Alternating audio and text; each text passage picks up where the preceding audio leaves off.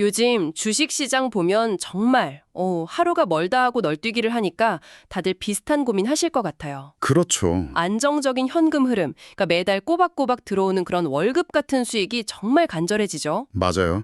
그냥 사서 묵혀두면 오르겠지. 이 믿음만으로 버티기에는 시장이 너무 불확실해졌어요. 오르락 내리락 하는 계좌 보고 있으면 심장이 철렁할 때가 한두 번이 아니잖아요. 그럼요.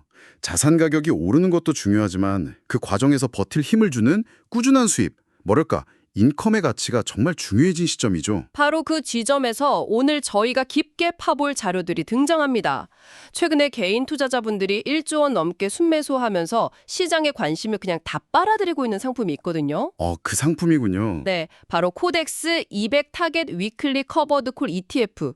사실 이름만 들으면 좀 어렵잖아요. 맞아요. 타겟에 위클리에 커버드 콜까지 용어가 여러 개 붙어 있죠. 네, 그래서 오늘 저희의 목표는 아주 명확합니다. 이 상품이 도대체 어떤 원리로 연 17%라는 사실 좀 믿기 힘든 수준의 분배율을 추구하는 건지, 그렇죠. 17%라니. 그리고 실제 성과는 어땠는지, 또 어떤 분들한테는 이게 정말 인생템이 되고 어떤 분들한테는 오히려 독이 될 수도 있는지 그 매력과 함정까지 한번 제대로 파헤쳐 보겠습니다. 자, 그럼 이 상품의 정체부터 한번 제대로 해보죠. 이걸 보니까 삼성자산운용에서 만든 거고 핵심은 우리나라 대표 우량주 200개를 담고 있는 코스피 200을 기초로 한다는 거네요. 네, 그게 기본 뼈대입니다. 코스피 200에 속한 삼성전자, SK하이닉스 같은 대형주들을 그대로 보유하는 거죠. 그냥 주식을 보유하는 거군요. 네. 그런데 이 상품의 진짜 핵심, 그러니까 뭐랄까 마법은 그 다음부터 시작됩니다. 바로 커버드 콜이라는 전략을 쓰는데 그중에서도 매주 만기가 돌아오는 위클리 콜옵션을 판다는 점이 아주 특이해요. 아, 커버드콜 전략. 저도 들어는 봤는데 이걸 아주 쉽게 풀어서 설명해 주실 수 있나요? 내가 가진 주식을 담보로 뭔가를 판다. 뭐 이런 개념인 것 같긴 한데. 가장 쉬운 비유는 전세 낀 집주인이라고 생각하시면 딱 맞아요. 전세 낀 집주인이요? 네, 내가 코스피 200이라는 좋은 아파트를 한 채 가지고 있어요.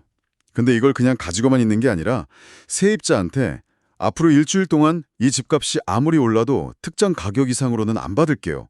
라는 약속, 즉 콜옵션을 파는 겁니다. 아, 그 약속의 대가로 일종의 전세금, 그러니까 옵션 프리미엄이라는 돈을 매주 받는 거군요. 정확합니다. 집값 상승의 일부는 포기하는 대신에 안정적인 주간 수입을 챙기는 전략이네요. 바로 그겁니다. 보통 다른 커버드콜 상품들은 한 달에 한 번씩 월세, 즉 월몰 옵션을 받거든요. 네네. 근데 이 상품은 매주 전세 계약을 새로 쓰는 셈이니까 위클리 옵션으로 현금 흐름을 훨씬 더 자주, 꾸준하게 만들어낼 수 있는 구조인 거죠. 아, 그래서 위클리가 붙는군요. 맞습니다. 그래서 이 전략은 시장이 막 폭등하기보다는 옆으로 지루하게 흘러가거나 아주 완만하게 오르는 횡보장에서 가장 강력한 힘을 발휘합니다. 그렇군요. 그래서 자료에서 목표 분배율로 연 17%라는 엄청난 숫자를 제시하는 거군요. 솔직히 요즘 같은 저금리 시대에 17%라고 하면 일단 의심부터 드는 게 사실인데요. 그 의심이 합리적이죠. 이 숫자의 구성이 어떻게 되는 건가요? 그 구조를 뜯어보는 게 그래서 중요합니다. 연 17%는 크게 두 덩어리로 나뉘는데요. 방금 말씀드린 그 옵션 프리미엄, 즉 매주 받는 전세금을 1년 동안 모으면 약 15% 정도가 될 거라고 목표를 잡는 거고요. 아, 15%? 네, 그리고 나머지 2%는 원래 내가 보유하고 있던 코스피 200 주식들, 삼성전자나 현대차 같은 기업들이 주는 배당금으로 채우는 겁니다. 아, 배당. 네, 이 둘을 합쳐서 17%라는 목표치를 만드는 거죠. 15%의 옵션 수익과 2%의 배당 수익.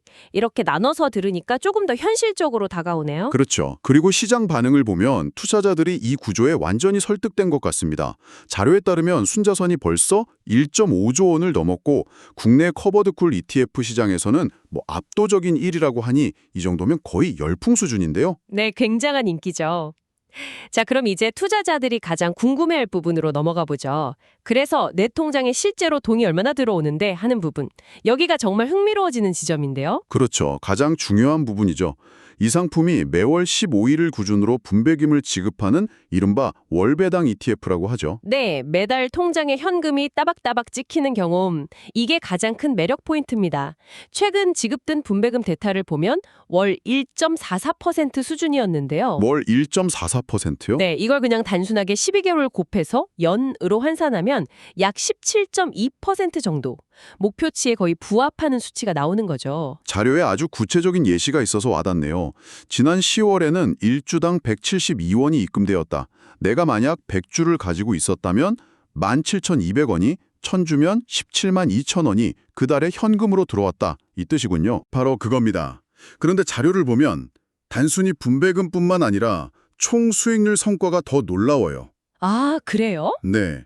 2025년에는 연수익 70%를 달성했다는 기록도 있고 올해 연초 대비, 그러니까 YTD 수익률이 약 57.9%로 전체 커버드콜 ETF 중에서 1위를 차지했다고 나와 있습니다. 잠시만요. 57.9%요? 연초 대비로요? 이건 거의 비현실적인 숫자 같은데요. 안정적인 인컴을 추구하는 상품에서 어떻게 이런 수익률이 나오죠? 이게 순수하게 옵션 프리미엄이랑 배당만으로 쌓은 건가요? 아니면? 바로 그 질문이 핵심입니다. 정말 중요한 지적이세요. 네. 결론부터 말씀드리면 그 57.9%라는 숫자는 옵션 전략만으로 만들어낸 게 절대 아닙니다. 아, 역시. 그 기간 동안 기초자산인 코스피 200 지수가 회복하고 상승하면서 발생한 자본 차익이 상당 부분 포함된 총 수익률인 거죠. 아하. 즉, 옵션 프리미엄과 배당으로 얻는 인컴 수익에 기초자산 가격 상승분이 더해진 결과라고 봐야 합니다. 아, 그렇군요. 그러니까 그 57.9%는 일종의 퍼펙트 스톰 같은 거였네요. 지수도 오르고 동시에 옵션 프리미엄도 잘 받는 최상의 시나리오가 펼쳐졌던 거군요. 정확합니다. 매년 이런 수익률을 기대해서는 절대 안 되는 거죠. 네, 절대 안 되겠네요. 네. 그 숫자를 보고 아, 이 상품은 매년 50%씩 버는 상품이구나 라고 오해하면 정말 큰일 납니다. 이 상품의 진짜 가치는 그런 폭발적인 시기보다는 오히려 시장이 혼란스러울 때 드러나거든요. 시장이 안 좋을 때요? 네. 특히 변동성이 커질 때 오히려 수익성이 좋아지는 아주 재미있는 구조를 가지고 있어요. 변동성이 커지면 더 위험한 거 아닌가요? 보통은 그렇게 생각하는데. 보통은 그렇죠. 하지만 이 상품의 수익 모델을 이해하면 생각이 달라집니다.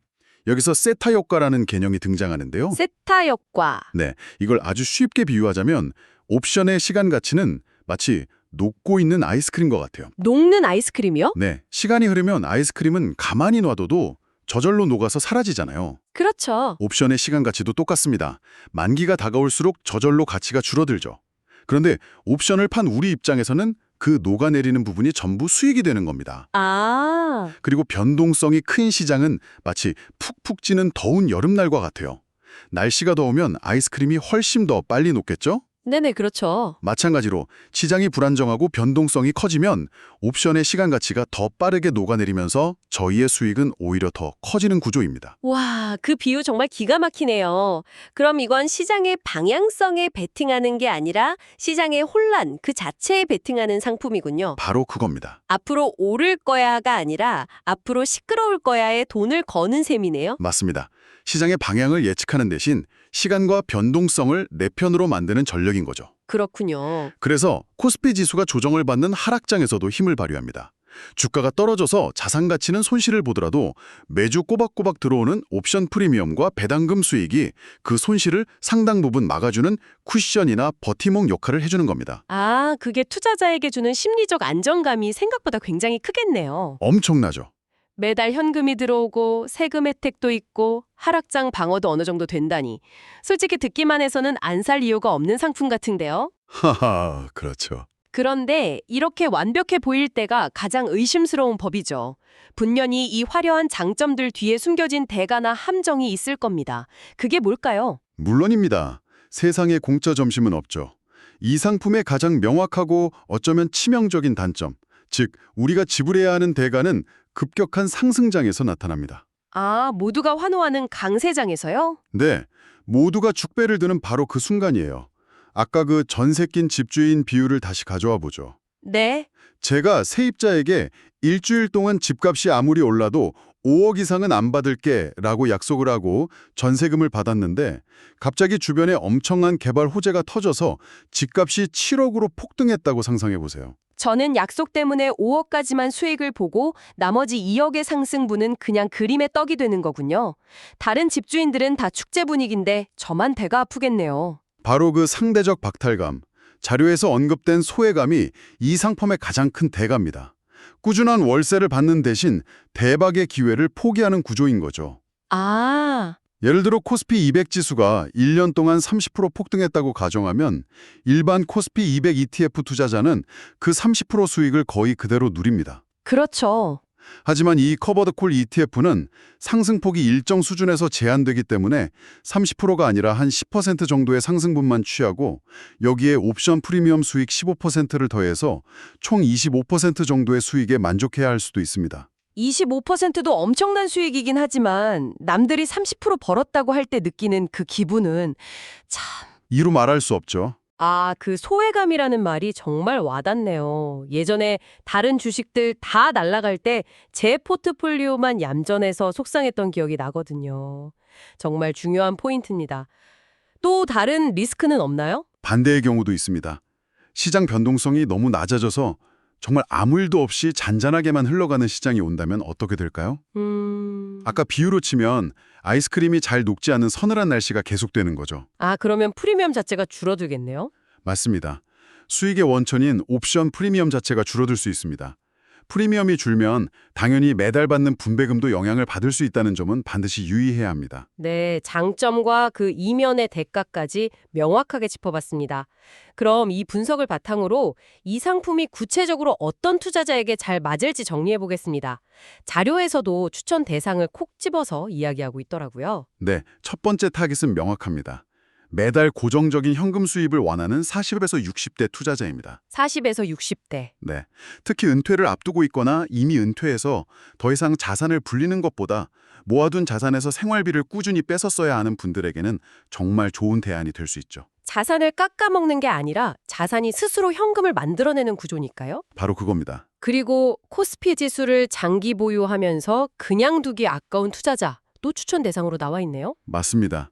어차피 삼성전자나 하이닉스 같은 우량주를 길게 보고 투자할 거라면 그냥 계좌에 묵혀두는 것보다 이 ETF를 통해서 매달 월세 같은 추가 수익을 만들어내는 게 훨씬 효율적일 수 있다는 관점이죠. 그렇군요. 그리고 이 상품의 또 다른 강력한 장점, 바로 압도적인 비과세 혜택을 잊으면 안 됩니다. 맞다. 세금. 네. 현행법상 국내 주식 관련 옵션 프리미엄 수익은 세금을 매기지 않거든요.